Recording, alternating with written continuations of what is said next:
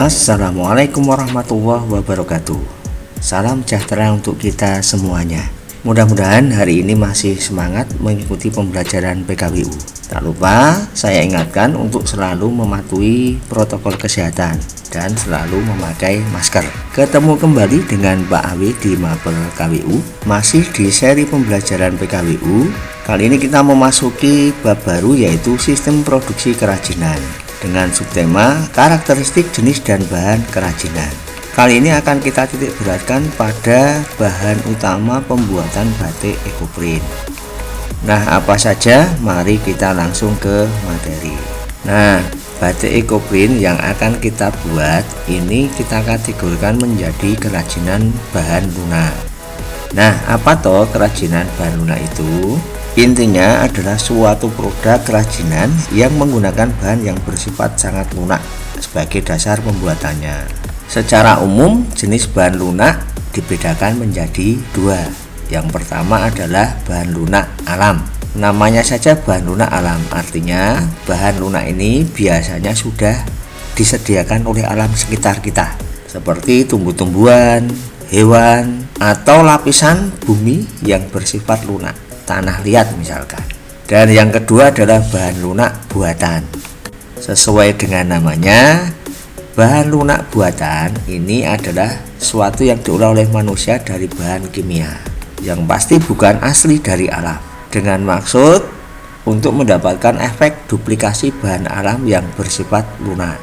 Nah, ini juga banyak contohnya, misalkan kayak gip, kemudian lilin, sabun, dan sebagainya. Mari kita bahas satu persatu bahan lunak alam. Misalkan contohnya adalah tanah liat. Biasanya ini berwarna coklat atau abu-abu. Dan untuk membentuk sesuatu maka kemudian bisa dicampurkan air. Kemudian setelah jadi ditunggu agak keras. Lalu setelah kering kemudian dibakar untuk menghasilkan hasil yang maksimal. Yang kedua misalkan kulit. Nah, kulit ini berasal dari hewan, ada kambing, kerbau, kemudian sapi, dan warnanya pun disesuaikan dengan asal kulit tersebut. Kemudian jika terkena api atau dibakar biasanya akan menghasilkan aroma seperti sate. Tentu saja kulit tidak akan tahan terhadap air. Jika terkena air maka akan merusak struktur kulit. Bahan lunak alam yang lain adalah getah nyatu. Getah ini hampir sama dengan getah karet, berwarna putih. Kemudian jika dibentuk, getah harus dimasak terlebih dahulu agar lunak dan elastis. Kemudian jika dingin maka getah akan mengeras. Selanjutnya adalah floor clay. Floor clay ini biasanya terbuat dari adonan tepung, kemudian dicampur dengan sedikit air.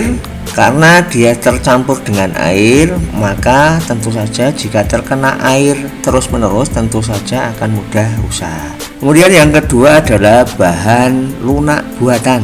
Sifat dari bahan pelunak buatan ini biasanya adalah campuran dari berbagai macam zat kimia. Misalkan polimer clay dan plastisin.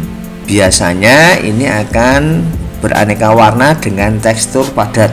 Polimer clay dan plastisin ini mengandung minyak, sehingga pada saat pengeringan polimer clay dapat mengeras, sedangkan plastisin tetap seperti semula, lentur ataupun lunak. Bahan lunak buatan selanjutnya adalah fiberglass. Berbeda dengan polimer clay dan plastisin, fiberglass ini memiliki struktur cair dan jika mengering akan sangat keras. Nah, dari fiberglass ini bisa dibuat kerajinan dengan cara dicetak atau dicor.